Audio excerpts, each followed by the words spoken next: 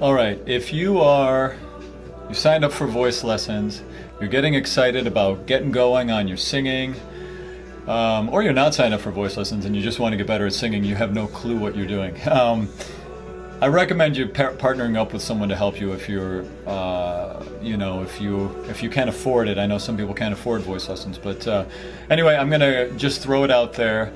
These are 10 things that you can look at. Write down this list, stick it to your music stand or somewhere in your room, and keep coming back to these things over and over in your mind, because these are 10 things that are going to help you practice more effectively, okay? No joke, for real. I promise they work. All right, here we go. Number 1.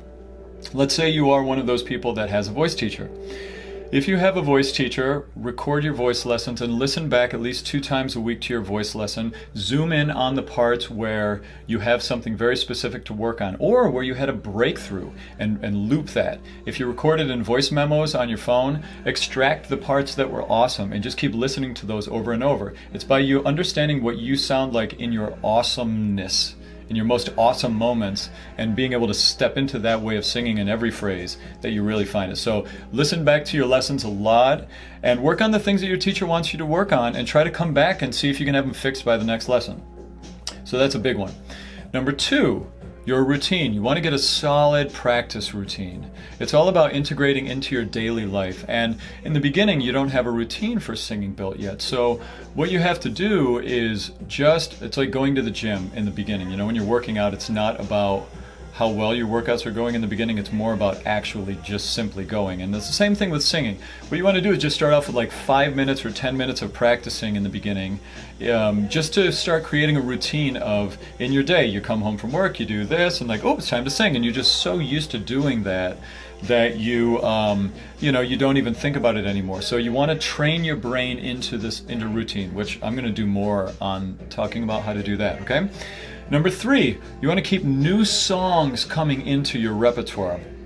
By keeping new songs coming into your repertoire, it keeps you excited and inspired. If you're singing songs too long, the same ones over and over, you get kind of stagnant, and practicing is less fun. You don't want to do it as much, and you're not as focused. You get excited about practicing when you're practicing material that you're like, ooh, I wonder if I can sing it. I wonder if I can pull this one off, you know? It gets you going, it gets you inspired. Number 4, it's this principle I like to use called 70% comfort zone, 30% out of comfort zone, okay? Many times singers who really want to get going and they have a lot of drive, they have a tendency to stay out of their comfort zone and they're singing for too long. Where, in other words, how I would describe that is constantly trying to sing songs that you can't sing all the notes in yet. Like, you just can't do it, but you just keep trying. And so every practice session you leave a little discouraged. That's not productive. You don't grow as fast in that. I tell you to do it if it works, but it doesn't. You want to stay mostly in your comfort zone with a nice balance of a few songs that are easy to sing that you're like, I got this, I own this song. You want a couple songs that are stretching and expanding your comfort zone.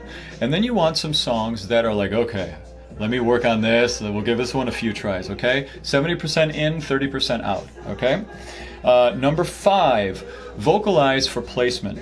When you're warming up is a funny thing. It's not quite like calisthenics, warming up, although there is a certain element to your body waking up when you're singing.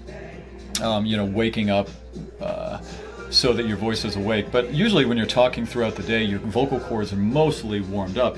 When we talk about vocalizing for placement, we really mean getting it on track and lined up so that you can really sensationalize where your voice is going. Because remember, this is all muscle memory. This is how it feels, not how it sounds to you, the singer, as you're doing it. Okay? So you want to warm up the sensation and the placement so you know where it's going. Okay?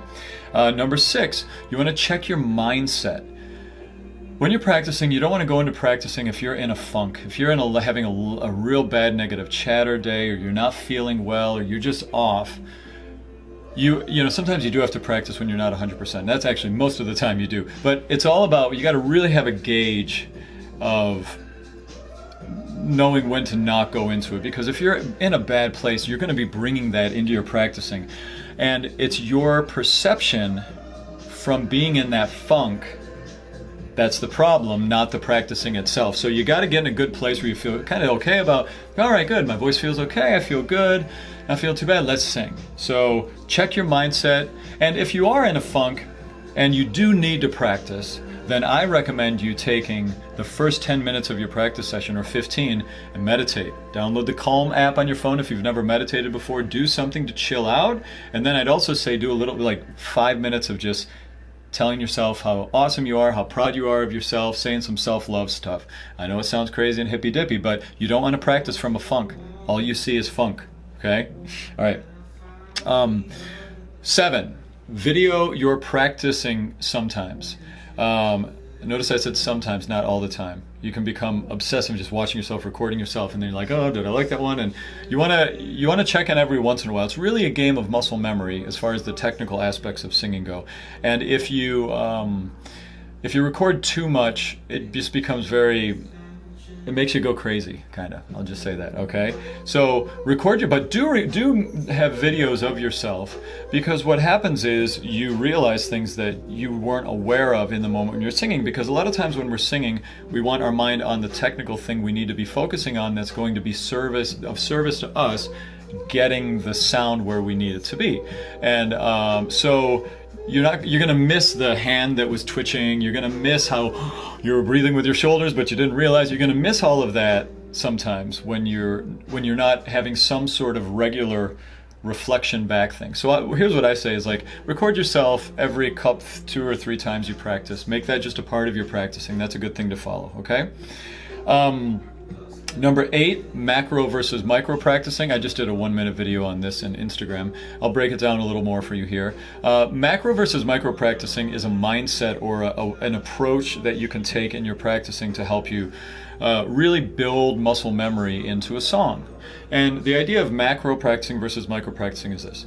Macro is when you take a whole run through of a song, like a whole 3-minute sing of a song, and you say, okay, I'm going to focus on one thing as I do that 3-minute singing of the song, and that one thing is going to be making sure that I'm breathing in, dropping the breath correctly in between every phrase, maybe. So then, like, let's say that was your one focus you were doing for that macro practicing idea. What you do is you just run the whole song for 3 minutes, and like, I don't care about anything else that happens in the song other than, am I releasing my abdomen in between every phrase? That would be macro practicing, right? And by doing that, you can build muscle memory in. It's like you're layering layers of muscle memory. You could do a macro practicing of, okay, first run through, I'm going to work on dropping my breath. And you do that for 3 minutes. Next run through, I'm going to work on releasing my tongue tension. And you do that for 3 minutes. You know, that's macro practicing, very effective.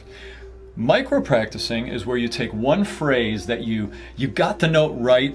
You know, maybe you're belting and you have to open your mouth in a certain way, and you've done it right a couple times, but not all the time. You go back to that phrase and you drill it over and over and over, just placing it there. That's micro practicing. You drill a phrase over and over, macro practicing, doing it all the way through. Try that. Make sure that you're switching back and forth between both in your practicing, okay? Really important. Number 9, always end on a high note. Always end with a comfortable song. Always, you know, you don't want to end on a negative note, end on a note that you don't feel good about. Because when you end in a good vibration, you come back in at a good vibration the next day or the next time you practice. 10, last thing, memorize your songs as fast as possible. The closer you are to memorized, or the more memorized you are, the more you can get your eyes off the music and get into visualizing what you're singing about and the words coming through. And the text being plugged into that. So memorization is a really helpful part as well. Hope that helps. Again, print this out or type out this list, stick it on your music stand, and just keep these things in mind when you're practicing, all right? It's really important to know how to practice effectively, because in all truth, if you're not doing it right, you can actually go backwards in your practicing. You can go backwards by practicing, because this is building muscle memory. And if you're building muscle memory every day and you're practicing in the incorrect way, you're actually getting worse instead of better. So take care of this list here and follow it, and have an amazing week of practicing, guys. Cheers.